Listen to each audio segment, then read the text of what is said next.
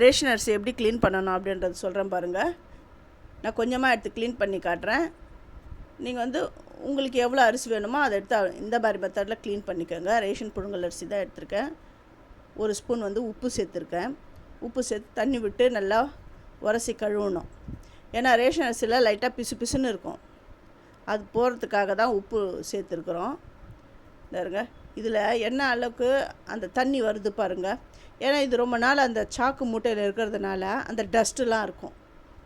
இந்த மாதிரி மெத்தடில் வாஷ் பண்ணிவிட்டு இதை வந்து ஒரு 1/2 அன் ஹவர் ஊற விட்டுட்டு அப்புறம் சாதம் வடிக்கும்போது நம்ம வந்து ஒலை வைப்போம்.